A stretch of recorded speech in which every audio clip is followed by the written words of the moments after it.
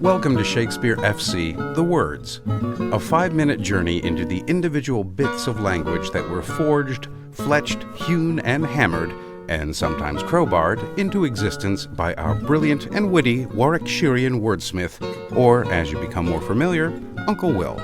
I'm your host, Kari Marshall.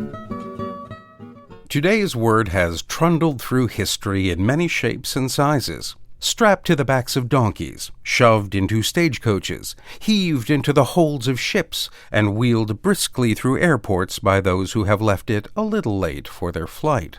A word packed in with historical baggage, treasured belongings, and, of course, needless knickknacks.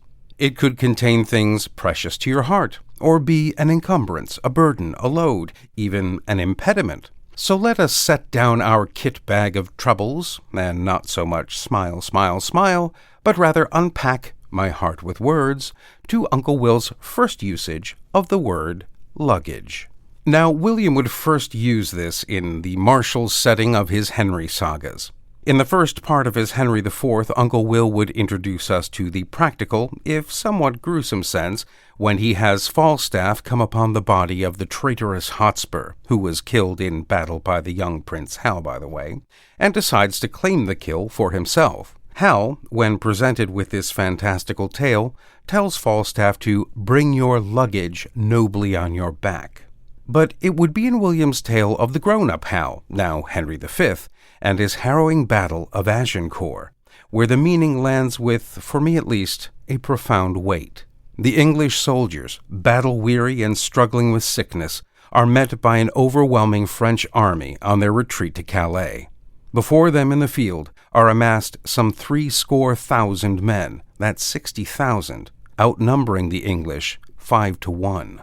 As the story goes, and due in large part to the soggy weather and the English longbowmen, the French lose some 7,000 to 10,000 soldiers in the battle.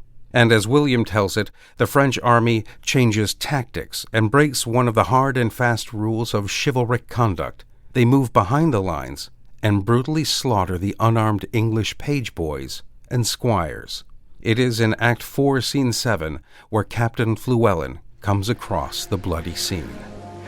Kill the boys and the luggage. 'Tis expressly against the law of arms.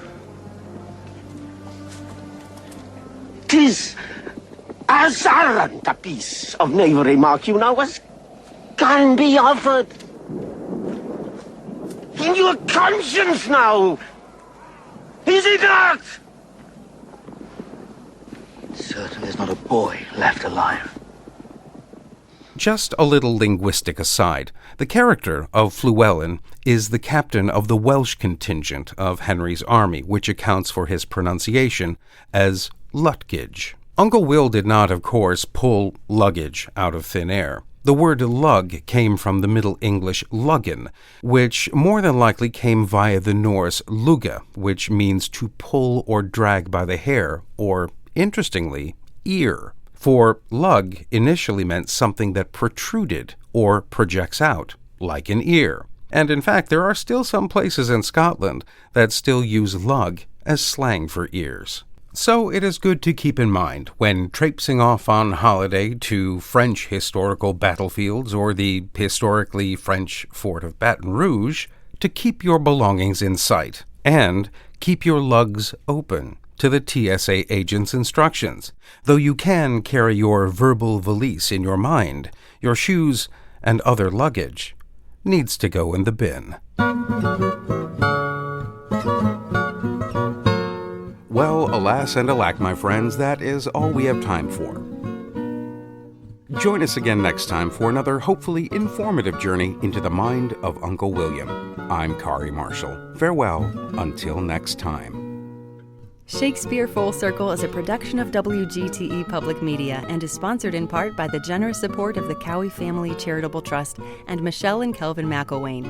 All previous episodes are available at wgte.org/sfc and wherever you get your podcasts.